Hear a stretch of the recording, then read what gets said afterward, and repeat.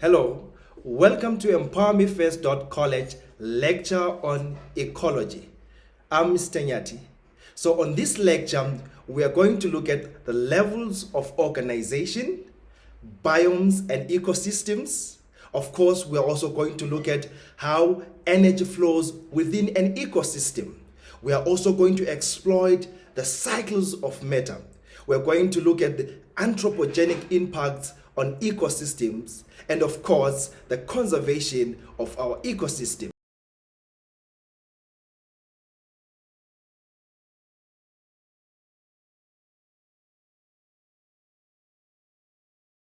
Right? Let's start off by defining what ecology is. Ecology is a word that is derived from a Greek word oikos, which means habitation, and logos, meaning a discourse or a study. It simply implies the study of habitations of organisms.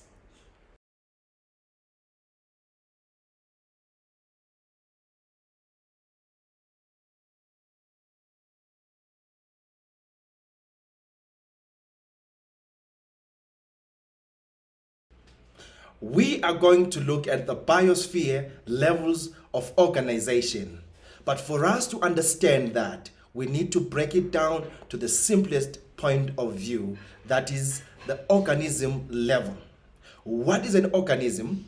An organism is a single-celled or a multicellular living system that is capable of reproduction, growth, and development, and shows a certain degree of response to stimuli and homeostasis.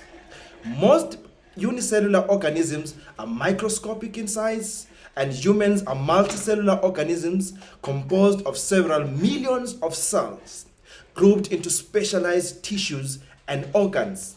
So all organisms consist of a monomer unit called a cell. So organisms may be prokaryotic, that is, they lack nuclear membranes, or eukaryotic, having membranes bound by cell nucleus.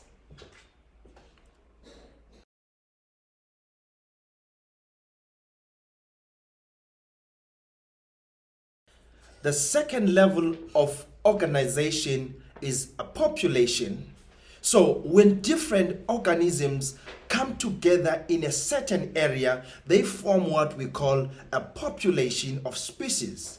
A good example is the number of frogs in a pond or a number of lions in a national park. So the number of frogs in a pond in a given area can also give rise to what we call population density.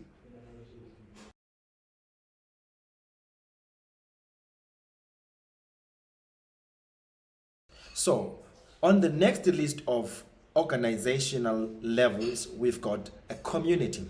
So, a community can be defined as a collection of different organisms or species in a particular area. It could be a group of antelopes, giraffes, lions, impalas, kudus in a national park. And this is the term that is used to describe all the organisms living together in an area. During the development of an ecosystem, the species composition is in a community changes progressively through the stages. Finally, a steady state is reached, and this is described as the climax community. The development of an ecosystem is termed as succession, and we have got primary succession. This is whereby plants can grow in a bare ground, and also have got secondary succession. This is whereby plants growing in an area that previously had trees.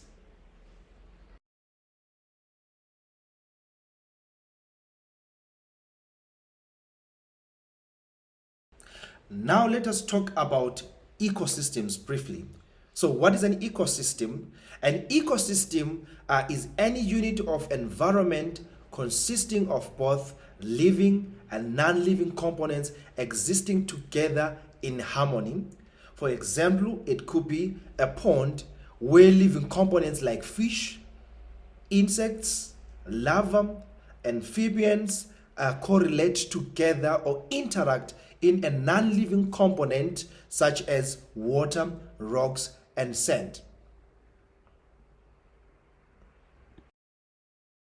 So we have ecosystems that can also bring rise to what we call biomes. So what is a biome? A biome is a large ecological area with the same or similar climatic conditions. So in brief, we can say a biome is a collection of ecosystems with the similar conditions. So we've got abiotic and other geographical factors that can actually influence the types of organisms that can be found in a biome or in an ecosystem. So we have a map over here. So the map actually shows different areas with the same color, which actually shows that they've got the same climatic or other geographical conditions. So in these particular areas, you'll notice that you'll find certain types of organisms because these organisms share the same climatic conditions.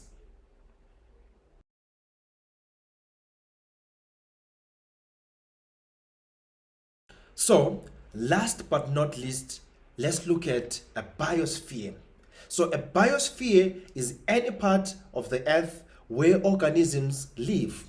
It is the broadest level of ecological study and includes all of the Earth's ecosystems. The biosphere includes the lithosphere,